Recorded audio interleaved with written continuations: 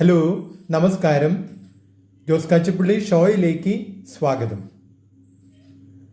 സ്കൂളുകളിൽ ഭാഷകൾ പഠിപ്പിക്കുന്നുണ്ട്, ഇംഗ്ലീഷും മലയാളവും മറ്റുമൊക്കെ. ഇംഗ്ലീഷിലും മലയാളത്തിലും വ്യാകരണമുണ്ട്. നമുക്ക് പഠിക്കാനായിട്ട് കാലങ്ങളുണ്ട്: ഭൂതകാലം, വർത്തമാനകാലം, ഭാവികാലം.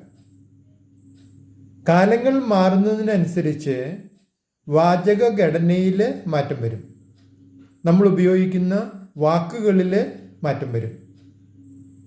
ജീവിതത്തിലും ഇതുപോലെ കാലങ്ങളുണ്ട്. ഭൂതകാലവും വർത്തമാനകാലവും ഭാവികാലവും ഉണ്ട്. ഒരാള്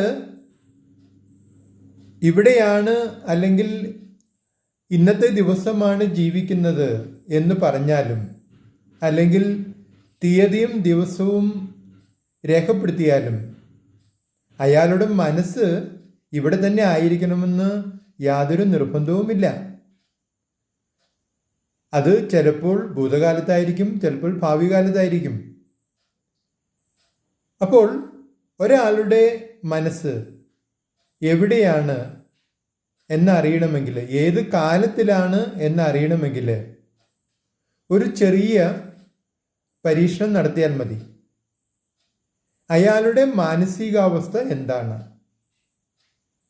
അയാള് വിഷമിച്ചിരിക്കുകയാണ് അല്ലെങ്കിൽ ദുഃഖിച്ചിരിക്കുകയാണെങ്കിൽ അയാള് നേരത്തെ കഴിഞ്ഞു പോയ എന്തോ ഒരു കാര്യത്തെക്കുറിച്ച്, സംഭവത്തെക്കുറിച്ച് ആകുലപ്പെട്ടിരിക്കുകയാണ് എന്നർത്ഥം. എന്ന് പറഞ്ഞാൽ ആ സംഭവം നടന്ന ആ ഭൂതകാലത്തിലാണ് അയാൾ ഇപ്പോൾ ജീവിക്കുന്നത്. ശാരീരികമായി അയാൾ ഇവിടെയാണെങ്കിലും അയാളുടെ മനസ്സ് അല്ലെങ്കിൽ മാനസികമായി അയാൾ ആ സംഭവം നടന്ന ഭൂതകാലത്തിലാണ് ഇപ്പോൾ ജീവിക്കുന്നത്. ഇനി അയാളുടെ മനസ്സ് ഉത്കണ്ഠപ്പെട്ടിരിക്കുകയാണെങ്കിൽ, ഉത്കണ്ഠാഭരിതമാണെങ്കിൽ, അതിൻ്റെ അർത്ഥം അയാൾ ഭാവിയിൽ വന്നു ചേർന്നേക്കാവുന്ന എന്തോ ഒരു കാര്യത്തെക്കുറിച്ച് ചിന്തിച്ച് ഉത്കണ്ഠപ്പെടുകയാണ് എന്നർത്ഥം. എന്ന് പറഞ്ഞാൽ ഏത് സംഭവത്തെക്കുറിച്ചാണോ അയാൾ ഉത്കണ്ഠപ്പെടുന്നത്, ആ സംഭവത്തിൻ്റെ കാലത്താണ് അയാൾ ജീവിക്കുന്നത്. എന്ന് പറഞ്ഞാൽ അയാൾ ഭാവി കാലത്താണ് ജീവിക്കുന്നത്. അയാളുടെ ശരീരം ഇവിടെയാണെങ്കിൽ കൂടി. ഇനി ഒരു ആള് സമാധാനപൂർവമായാണ് ജീവിക്കുന്നതെങ്കിൽ, അയാളുടെ മാനസികാവസ്ഥ സമാധാനമാണെങ്കിൽ, അയാൾ ഇന്നിലാണ് ജീവിക്കുന്നത്, വർത്തമാന കാലത്തിലാണ് ജീവിക്കുന്നത്.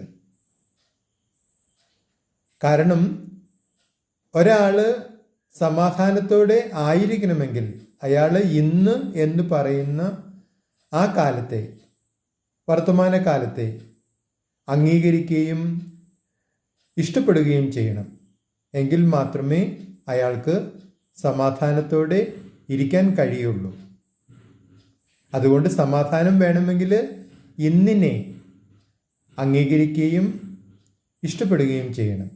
നിങ്ങളുടെ അഭിപ്രായങ്ങളും നിർദ്ദേശങ്ങളും അറിയിക്കുക. നിങ്ങൾ ഈ ചാനൽ ഇഷ്ടപ്പെടുന്നുണ്ടെങ്കിൽ ലൈക്ക് ചെയ്യുക, സബ്സ്ക്രൈബ് ചെയ്യുക, എല്ലാവർക്കും ഷെയർ ചെയ്യുക.